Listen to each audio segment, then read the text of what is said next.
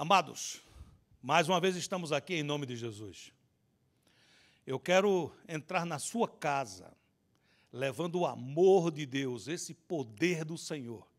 Quero trazer para você hoje um tema que eu creio que veio do coração de Deus para o seu coração. Muitas vezes, eu como pastor, tenho conversado com pessoas e não é difícil entender que essa pessoa está passando por um momento difícil e, por causa disso, pouco a pouco, ela foi se enchendo de um sentimento negativo muito ruim, que é chamado de medo. Em Provérbios, capítulo 29, versículo 25, lemos: o receio do homem armará laços, mas o que confia no Senhor será posto em alto retiro. Amados, prestem muita atenção. O tema que eu quero compartilhar com você hoje é desatando os laços do medo. Muitas vezes, nós passamos por abatimentos emocionais tão fortes que nos desanimamos. E não é difícil nesse local depressivo, triste, que venhamos a ser inundados de medo. Quero compartilhar com você um sentimento que passou com o rei Davi. No Salmo 42, versículo 3, nós podemos ler: as minhas lágrimas servem-me de mantimento de dia e de noite. Uau! Porquanto me dizem constantemente, onde está o teu Deus? Davi está dizendo que as suas lágrimas conversam com ele e perguntam, onde está teu Deus? Imagine você uma coisa dessa, queridos. Versículo 4, ele no seu desânimo, na sua tristeza, no seu medo, diz: quando me lembro disto dentro de mim, derramo a minha alma, pois eu havia ido com a multidão, fui com eles à casa de Deus, com voz de alegria e louvor, com a multidão que festejava. Ele está dizendo assim, de que adiantou eu ter ido à casa de Deus? De que adiantou eu ter ido com a multidão? De que adiantou isso? Coisas já haviam acontecido. Davi agora está dentro ali de um quarto, cheio de tristeza, passando por um tipo de diálogo negativo, um tipo de diálogo depressivo, onde escutava suas próprias lágrimas perguntar a ele, cadê teu Deus? Ou até perguntando, então qual é a eficácia de crer neste Deus, de servi-lo? Sabe, queridos, é nesse momento que nós temos que entender uma coisa importante, muito importante. Deus nos deu um poder que muitas vezes nós não estamos exercendo esse poder. Veja essa palavra que está em Isaías capítulo 54, versículo 17. Toda arma forjada contra ti não prosperará. Toda língua que ousar contra ti em juízo, tu a condenarás. Esta é a herança dos servos do Senhor.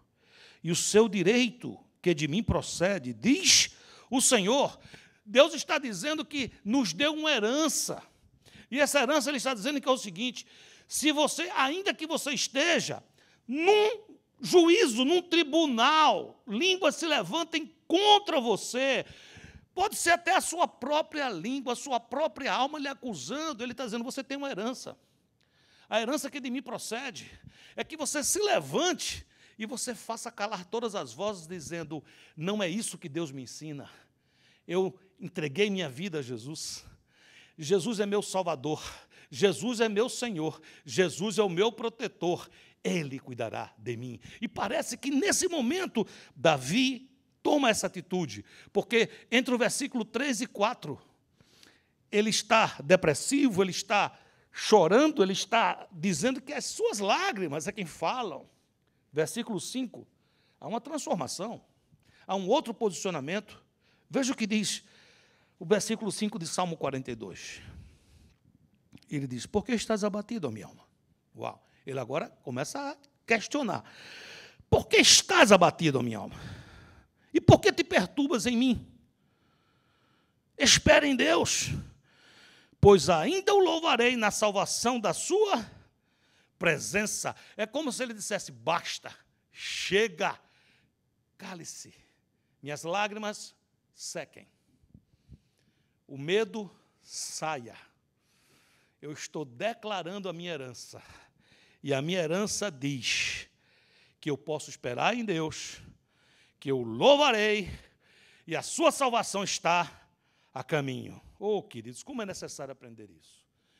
Quando nós somos dominados pelo medo, e nesse momento, quantos estão sendo torturados pelo medo? Tenho conversado com gente em várias partes do mundo, queridos, em várias partes do mundo. Pessoas que estão se sentindo presas, não é nem em suas próprias casas apenas, mas é dentro de suas almas, com medo de tudo. A grande pergunta é quando é que tudo isso vai terminar? Mas o problema, queridos, é que se tudo isso terminar e o medo não terminar, você continuará confinado num quarto escuro. O dicionário diz que medo é um pavor que paralisa. Sim, gera atitudes subservientes e escravizantes. Eu sei que nós vivemos num mundo hostil, decaído, e eu sei que foi o afastamento de Deus que abriu espaço para o medo. Eu não quero ser simplista, mas no intuito de facilitar o entendimento, eu dividirei o medo em 3 raios de ação. Eu sei que tem mais, mas esses 3 é como se fosse a base. Se nós entendemos esses 3, aprenderemos a lidar com outros que venham a surgir. O primeiro que eu quero tratar é o medo que está dentro de nós. É um medo que nem sempre as pessoas vão saber. Deus sabe que eu tenho, e eu sei que tenho. A palavra de Deus fala de um homem, que era um homem de Deus, justo, temente a Deus, que se desviava do mal, seu nome Jó. Esse homem era um homem rico, próspero, temente a Deus, e ele passa por uma prova terrível.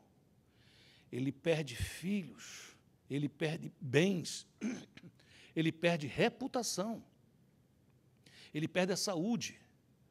Agora eu quero lhe convidar a ver na palavra o testemunho deste homem, Jó 3,25. Ele diz, aquilo que eu temia foi o que aconteceu.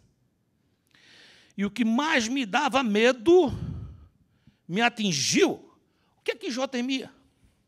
Jó temia perda de bens, Jó temia perda de posição social, Jó temia a perda de posição financeira, da sua reputação, ele temia a perda de entes queridos. E aconteceu tudo isso na vida dele. E ele está dizendo, o que eu mais temia, me aconteceu. Que coisa tremenda, queridos. Onde é que estava aí o laço? Onde é que está aí a armadilha que esse medo enlaçou esse homem de Deus? Eu vou explicar isso. Quando a gente vive com medo que o pior aconteça,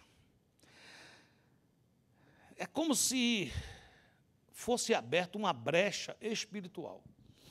Eu estou sempre com medo que o pior aconteça. E então eu abro uma brecha espiritual. E o pior de tudo isso é que essa brecha espiritual permite que o meu adversário, que o seu adversário, o diabo, compareça diante de Deus nos acusando. Nos acusando. E você diz, mas pastor, de onde é que o senhor tirou isso? Eu tirei isso da palavra. Venha comigo ver aqui, Jó capítulo 1, versículo 9. Então respondeu Satanás ao Senhor e disse, porventura teme Jó a Deus debalde? Porventura não cercaste tu de bens a ele e a sua casa e a tudo quanto tem? A obra de suas mãos abençoaste, e o seu gado está aumentando na terra. Versículo 11, veja que atrevido. Mas estende a tua mão e toca-lhe em tudo quanto tem, e verás se não blasfema de ti na tua face. Uau! Meus amados, esse tipo de medo ou transforma o homem num ateu, ou esse tipo de medo transforma o homem num religioso. Vou explicar isso. Um dia, lendo sobre o Havaí, ou Hawaii, como chamamos aqui, eu vi que lá eles têm um Deus chamado Deus vulcão, é um vulcão.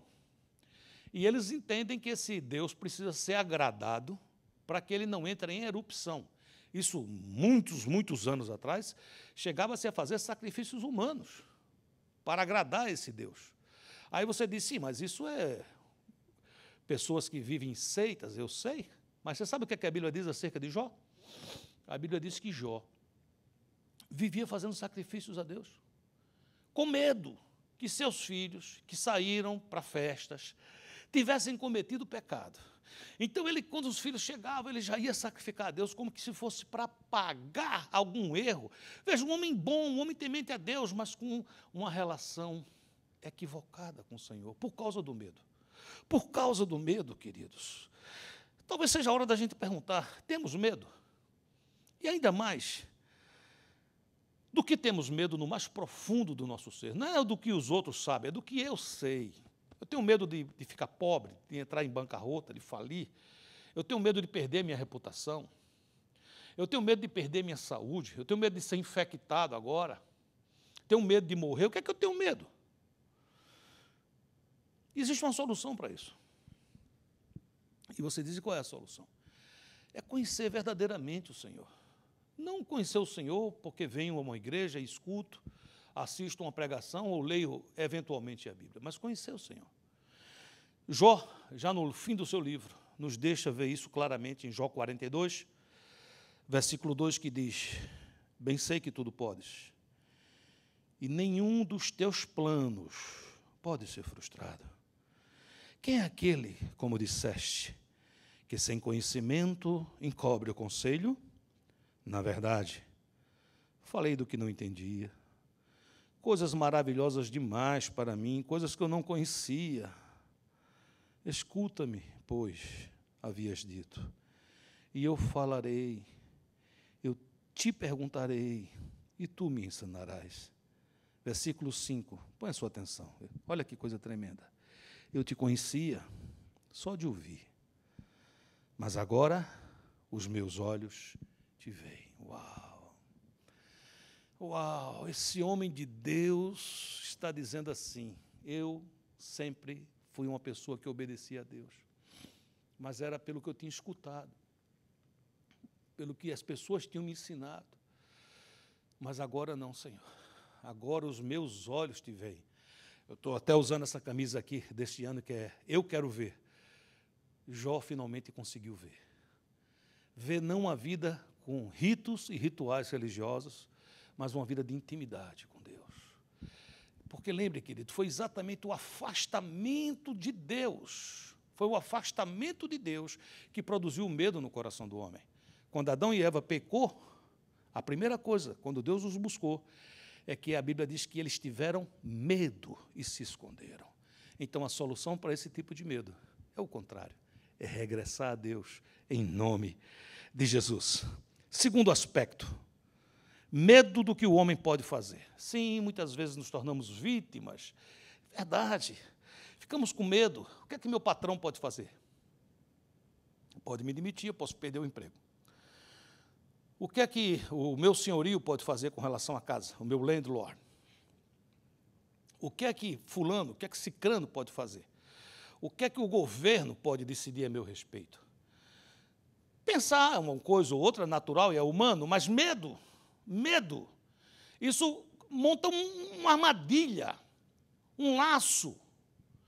Nós temos um personagem na palavra de Deus que é declarado e definido como o pai da fé. Um homem de Deus, Abraão. Mas sabe, queridos, Abraão não foi sempre o pai da fé. Isso foi um produto de uma transformação. Antes disso, tem uma história de Abraão que não é bonita. Abraão caiu numa cilada, porque ele teve medo do homem. Lhe convido a ler comigo Gênesis capítulo 12, versículo 11.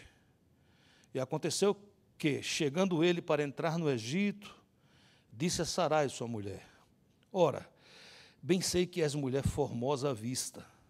Sarai era muito bonita. Versículo 12. E será que, quando os egípcios te virem, dirão: esta é a sua mulher, e matar-me-ão a mim, e a ti te guardarão em vida. Versículo 13, dize, peço-te, que és minha irmã, para que me vá bem por tua causa, e que viva minha alma por amor de ti. Qual foi o laço, qual foi a armadilha que que o nosso amado Abraão caiu. Ah, queridos, quantas vezes já caímos nesse tipo de armadilha? É quando temos medo do homem, é nos dado uma informação. Minta. A mentira será a solução.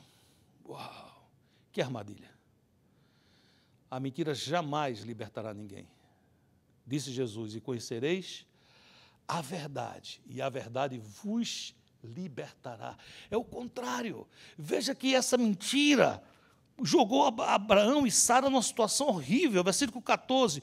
E aconteceu o quê? Entrando Abraão no Egito, viram os egípcios a mulher que era muito formosa, e viram-na os príncipes de Faraó, e gabaram-na diante de Faraó, e foi a mulher tomada para a casa de Faraó. Uau! Se Deus não intervém, queridos, teria acontecido uma coisa horrível.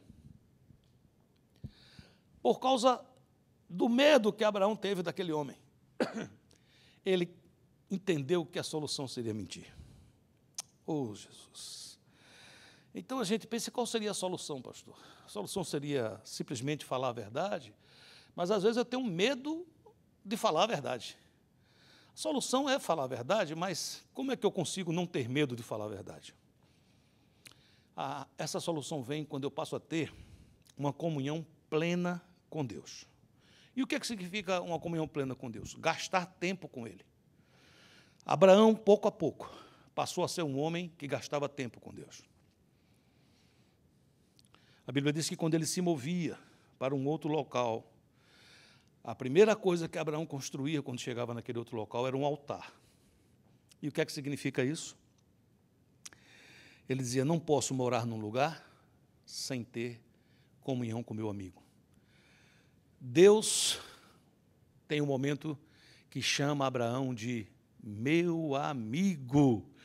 Deus diz aos anjos, como é que eu vou fazer alguma coisa na terra sem antes falar com Abraão, meu amigo? Que mudança, que transformação, que vitória, oh glória, oh Deus, que livramento, sair desse local escuro de medo para um local de paz, combinando com a palavra que diz em Salmo 118:6, o Senhor está comigo, aleluia, não temerei, o que me poderá fazer o homem?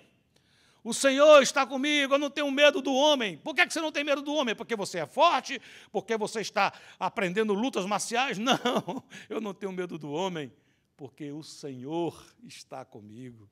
Eu sei que eu posso fazer minha parte, eu posso ser cauteloso em você, eu posso ser cuidadoso em você, mas eu conheço a palavra, e a palavra diz que se o Senhor não guardar a casa, em vão trabalham os sentinelas. Diz mais ainda, diz, se o Senhor não edificar a casa, em vão trabalham os que edificam. Eu vou fazer minha parte, eu vou me cuidar nessa pandemia, eu vou cuidar da minha casa, eu vou fazer todas essas coisas, mas não vou confiar na minha máscara, eu não vou confiar nas luvas, eu não vou confiar no álcool gel. Farei estas coisas, mas a minha confiança está no Senhor. Hebreus 13:6 diz, assim afirmemos confiantemente. Olha que coisa linda. A palavra está dizendo assim, afirmem isso agora, na sua casa, afirmem, famílias de Deus, famílias vida com vida, afirmem confiantemente, o Senhor é o meu auxílio, não temerei, quem me poderá fazer o homem? Oh, glória, aleluia. Último aspecto que nós vamos tratar hoje é o medo da reputação, ou de perder a reputação. É o medo do que os outros pensam a nosso respeito. A Bíblia diz que até um tolo passa por sábio quando fica calado.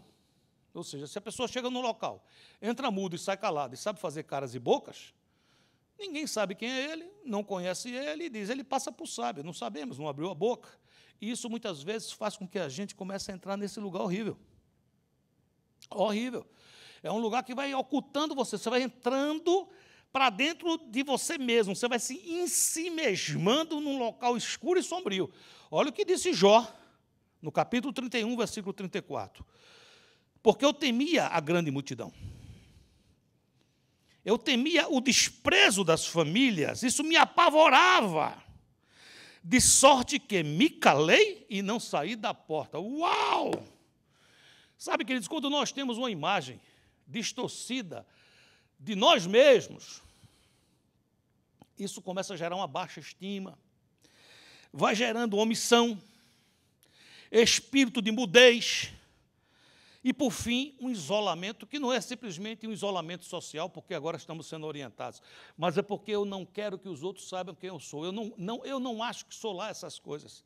Eu tenho medo que as pessoas vejam que local horrível e escuro, que medo terrível. Sabe que existe uma solução para isso, e a solução é utilizar o que diz Isaías 54, 17, que diz que eu vou refutar toda a língua que se levantar contra mim em juízo. Como é que eu faço isso, pastor? Eu começo a ministrar a minha alma, a verdade, do que interessa de verdade. O que interessa não é que os outros vão pensar. O que interessa, queridos, é o que é que Deus pensa a meu respeito. Isso é o que interessa. Glória, você viver uma vida para agradar a todos, isso é uma prisão. Eu não estou dizendo aqui que você chute aí o pau da barraca e comece a fazer um bocado de coisa errada, jamais. Você é um homem de Deus, uma mulher de Deus, você vai viver diante do Senhor, mas vai ter uma coisa ou outra que você vai fazer, que alguém pensa que está bom, o outro não pensa que não está bom, e esse lugar é um lugar ruim. Eu preciso de viver para agradar a Deus, porque é Ele que cuida de mim, é Ele que sabe quem eu sou. Olha o que diz a palavra em Jeremias 29, 11. Eu é que sei que pensamentos tenho a vosso respeito, diz o Senhor. Pensamentos de paz e não de mal, para vos dar o fim que desejais. Que palavra maravilhosa. Deus disse, eu sei, eu conheço você, eu é que sei, nem você mesmo sabe, eu é que sei. Você diz, mas eu sei que não sabe. Olha o que diz 1 João 3,20, pois se o nosso coração nos acusar, certamente, Deus é maior do que o nosso coração e conhece todas as coisas. Ou seja, mesmo até que se seu coração disser que você está passando por isso porque você é ruim, porque você é isso, porque você é aquilo, ele está dizendo que você deve dizer ao seu coração, cale-se, porque o meu Deus é maior do que você. E quem sabe de mim é meu Deus. E ele diz que me ama e que me ama. Glória a Deus. Sabe, queridos, quando a gente entende isso, começamos a entender que, ao invés de simplesmente viver uma vida que tem medo do homem, do que o homem pensa, do que o homem faz, do que o homem diz, é desenvolvermos um outro sentimento, diferente do medo. Apesar de, às vezes, alguém falar que isso é um sinônimo, mas, biblicamente, é diferente. É quando a gente desenvolve algo chamado temor a Deus. Temor a Deus. Provérbios 9:10 diz, o temor do Senhor é o princípio da sabedoria. O que é que significa a palavra temor? Essa palavra temor no hebraico, irá, quer dizer que é um sentimento profundo de reverência ou respeito. Por assim dizer, eu poderia dizer que temer a Deus é criar em mim um respeito que gera obediência. Eu amo o Senhor, eu o honro, eu o respeito, eu tenho um pacto com Ele, e esse respeito me faz obedecer. E a minha obediência a Deus me livra dos laços, me livra dos laços. Veja que não sou eu que vou dizer isso, é a palavra. Provérbios 10:27. O temor do Senhor prolonga os dias da vida. Provérbios 14:26 diz, no temor do Senhor tem o homem forte amparo. Isso é refúgio para os seus filhos. Versículo 27 diz, o temor do Senhor é fonte de vida para evitar os laços da morte. Salmos 25:14. A intimidade do Senhor é para os que o temem, aos quais Ele dará a conhecer a sua aliança. Quero concluir, quero começar a partir para a conclusão dessa palavra. Eu tenho uma oração que eu faço hoje por mim, por você, pela minha família, pela sua. A minha oração é que a gente seja batizado no amor de Deus, que a gente seja inundado desse amor, que esse amor de Deus transborde na nossa vida. A palavra diz que quando isso ocorre, não tem lugar para o medo nesse lugar. O lugar onde eu sei que sou amado por Deus, que Deus me ama, que Ele me ama quando eu ainda era pecador, que Deus me ama apesar de tudo. Deus deu o seu único filho para morrer por mim. Ele cuida de mim. Mesmo que coisas aparentemente sejam ruins que acontecem comigo, Ele faz com que isso no final seja para bem, como diz Romanos 8:28, que todas as coisas cooperam para o bem daqueles que amam a Deus. Quando eu sou inundado por esse sentimento, eu entendo que o versículo de 1 João 4,18 diz: no amor não existe medo. Antes, o perfeito amor lança fora o medo. Ora, o medo produz tormento. Logo, aquele que teme não é aperfeiçoado no amor. Que tremendo. Quando eu recebo esse batismo de amor, quando eu entendo que Deus me ama e Deus me ama pela graça, não é por meus merecimentos, é pela graça. Eu creio nisso. Pela fé eu aciono essa graça que cai sobre a minha vida, cai sobre a minha família, cai sobre meus dias. Eu sei que um dia tudo isso vai passar, eu sei que um dia Deus vai me levar, mas nesse dia que Ele me levar, vai ser para meu bem, eu estarei com Ele para sempre. Se perde o medo de tudo, se perde o medo até da morte, como o apóstolo Paulo nos ensinava. Quem é que vai nos separar desse amor? Quem nos separará do amor de Cristo? Será o perigo? Será a fome? Será a nudez? Será pestes? Será vírus? Ele disse, nada pode nos separar do amor de Deus. Nada, nada, nada, nada. Ele disse mais, ele disse, olha, nem anjos, nem principados, nem poderes, nem altura, nem profundidade, nem coisas que estão acontecendo agora, nesse presente século, e nem coisas que ainda estão por vir. Nada, nada poderá nos separar do amor de Deus que está em Cristo Jesus, nosso Senhor. Quando isso acontece, somos inundados com essa paz que o mundo não entende. Essa paz inexplicável, porque é uma paz que não acontece por causa de, ela acontece apesar de, no meio da luta, no meio da bonança, no meio da fartura, no meio de qualquer coisa. É uma paz que sobrepassa todo entendimento, não dá para entender, não dá para explicar. Filipenses 4:7 diz, e a paz de Deus, que excede todo o entendimento, guardará os vossos corações e os vossos sentimentos em Cristo Jesus. Oh, glória! Nesse momento é como se o Senhor nos pegasse no colo, sabe? Nos abraçasse. E Ele leva a gente para esse lugar que está em Salmos 91, versículo 1, que diz, o que habita no esconderijo do Altíssimo e descansa à sombra do Todo-Poderoso, do Onipotente. Ele diz ao Senhor, meu refúgio e meu baluarte, Deus meu, em quem confio. Diga isso agora, diga, Deus, você é meu refúgio, você é meu baluarte, você é meu Deus, em quem eu confio. Versículo 3, pois Ele te livrará do laço do passarinheiro, das armadilhas, das trampas, dos laços e da peste perniciosa. Tem uma peste perniciosa, Ele vai te livrar dessa peste perniciosa. Ele vai te cobrir com as suas penas. E sob as suas asas estarás seguro. A sua verdade é pavês e escudo. Oh, glória a Deus! Oh, glória a Deus! Quero terminar nesse momento profetizando sobre a sua vida, tua casa, que no dia de hoje você vai começar a ser inundado deste amor. Esse amor gracioso, esse amor que não entendemos, mas que quando esse amor entra, ele expulsa toda espécie de medo. Deus abençoe você, abençoe sua família, abençoe a sua casa. Uma semana de vitória, em nome de Jesus.